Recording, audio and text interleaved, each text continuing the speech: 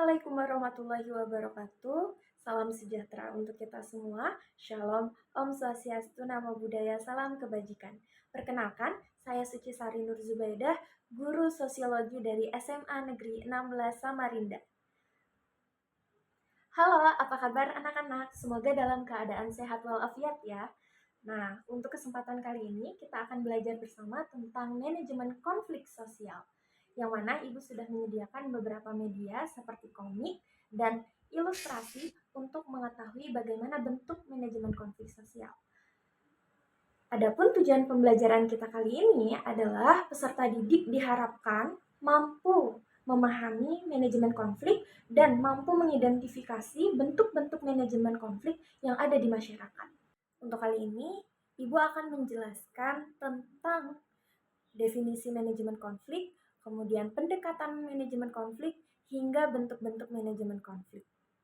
Anak-anak semuanya, sudah ada yang pernah mendengar istilah manajemen konflik? Dan seberapa penting manajemen konflik ini ada di kehidupan sosial kita?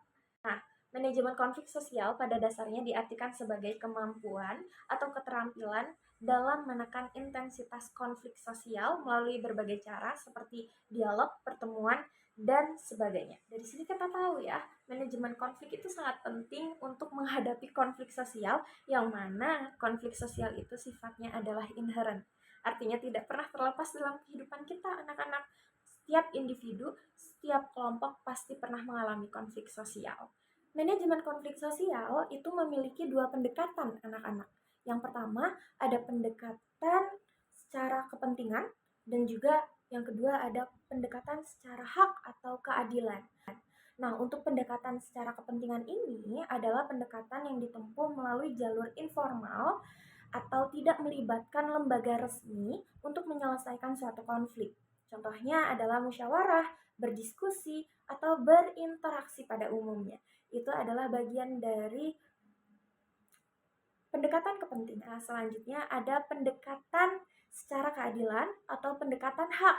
Nah, kalau pendekatan keadilan atau hak ini biasanya diselesaikan melalui jalur formal atau melibatkan lembaga resmi, anak-anak. Contohnya apa? Contohnya adalah lembaga kepolisian, hukum, dan lain sebagainya. Itu adalah lembaga yang terlibat dalam proses pendekatan hak atau keadilan. Yang pertama, ada dialog. Dialog ini adalah proses berinteraksi atau berkomunikasi secara terbuka untuk mencari konsensus atau kesepakatan bersama. Nah, dialog bisa kita tempuh secara langsung atau tatap muka maupun tidak langsung, anak-anak. Contohnya melalui gadget, gawai yang biasa kita kenal, chatting, video call, dan lain sebagainya. Itu masih bisa. Nah, lantas contoh dialog itu seperti apa sih? Contohnya ada di ilustrasi yang sudah Ibu buat. Nah, di dalam ilustrasi tersebut, di komik ini menjelaskan bahwa ada dua siswa di dalam kelas yang saling berbincang. Mereka mendiskusikan suatu hal yang menurut mereka punya perbedaan pendapat gitu. Lantas mereka mencari, oh jalan tengahnya yang mana ya? Ini benar atau tidak ya? Kayak mereka mendebatkan tentang materi, apakah konflik itu sama dengan kekerasan. Nah, akhirnya mereka berdiskusi, berinteraksi secara langsung untuk menyamakan persepsi atau menipiskan garis perbedaan gitu. Nah, di sini bisa dikatakan sebagai dialog. Selanjutnya ada pertemuan. Pertemuan ini adalah bagian dari bentuk manajemen konflik yang mana ditempuh melalui proses pertemuan antara pihak-pihak yang berkonflik, tujuannya untuk mendapatkan solusi bersama. Nah, salah satu bentuknya adalah dari ilustrasi berikut. Ilustrasi ini, di komik ini anak-anak menjelaskan bahwa ada dua anggota EO atau event organizer yang mana duanya saling berdebat. Perdebatannya adalah merebutkan siapa sih yang layak jadi guest star, atau mereka punya keinginan yang berbeda untuk bintang tamunya. Tapi hal ini kan harus kita selesaikan gitu. Nah, diselesaikan dengan cara apa? Tentu harus melalui pertemuan secara langsung atau tatap muka. Seperti contohnya adalah di dalam kegiatan meeting. Pada akhirnya di dalam kegiatan meeting atau pertemuan itu mereka menghasilkan sebuah solusi bersama untuk kepentingan bersama. Mereka menghasilkan kesepakatan yang sama dari pertemuan tersebut. Selanjutnya ada negosiasi. Negosiasi ini biasa kita kenal dengan istilah tawar-menawar atau bisa kita artikan sebagai perundingan untuk mendapatkan win-win solution. Artinya kedua belah pihak sama-sama menangnya, sama-sama diuntungkannya, tidak ada yang dirugikan. Contohnya apa? Contohnya di dalam ilustrasi berita. Nah, biasanya kita sering banget melakukan jual beli ya. Di ilustrasi ini ada dua orang yang melakukan jual beli mobil yang mana kedua belah pihak sama-sama berunding melakukan tawar menawar gitu. Mana kira-kira yang mendapatkan keuntungan? Tentu dua-duanya mendapatkan keuntungan. Itu adalah pertimbangan dari negosiasi. Oke, terakhir dari pendekatan kepentingan itu ada yang namanya bentuk mediasi. Mediasi ini dikenal sebagai penyelesaian konflik melalui pihak ketiga, yang mana pihak ketiganya ini adalah penasehat anak-anak. Ingat ya, penasehat. Jadi penasehat ini memberikan saran, masukan untuk kebaikan kedua belah pihak. Artinya mereka bersifat netral. Tapi yang mengambil keputusan dari konflik ini adalah pihak-pihak yang berkonflik.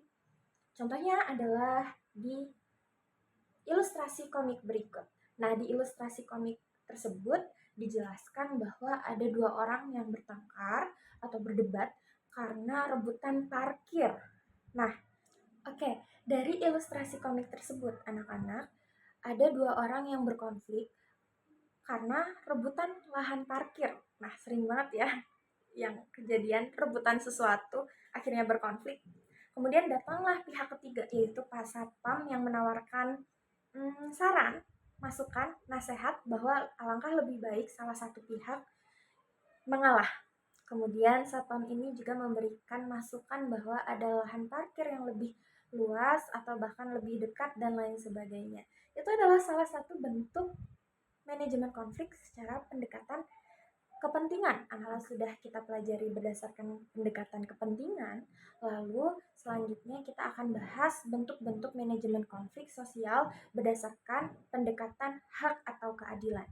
Berdasarkan pendekatan hak atau keadilan itu ada beberapa bentuk, yaitu ada dua. Yang pertama ada yang namanya arbitrase.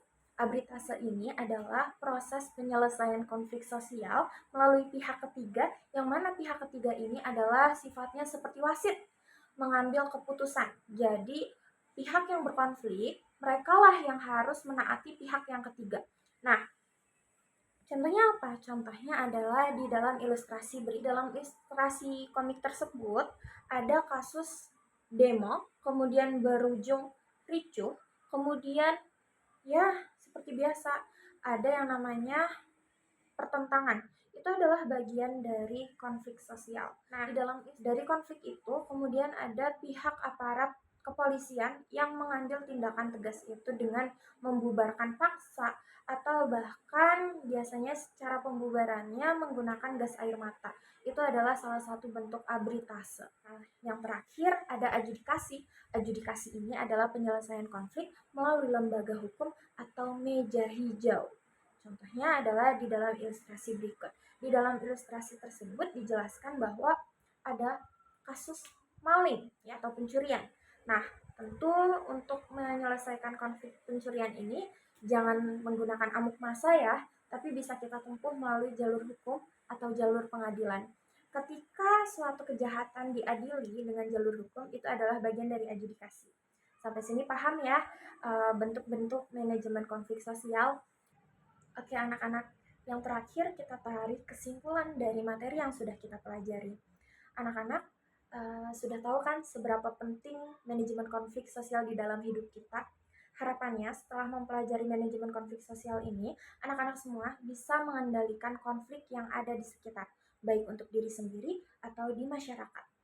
Nah, dari adanya manajemen konflik sosial ini, harapannya konflik yang awalnya kecil tidak meledak menjadi besar. Nah, itu yang dikhawatirkan. Dengan manajemen konflik, artinya kita bisa menekan intensitas konflik yang terjadi di dalam masyarakat. Cukup ya materi yang Ibu sampaikan kali ini, semoga bisa dipahami. Untuk materi yang Ibu sampaikan, ada modul media yang bisa anak-anak semua pindai di barcode berikut. Oke anak-anak, sekian pertemuan kita kali ini. Semoga ilmu yang sudah kita pelajari bermanfaat. Sampai jumpa di kesempatan lainnya ya. Sekian dari Ibu, kurang lebihnya mohon maaf. Wassalamualaikum warahmatullahi wabarakatuh.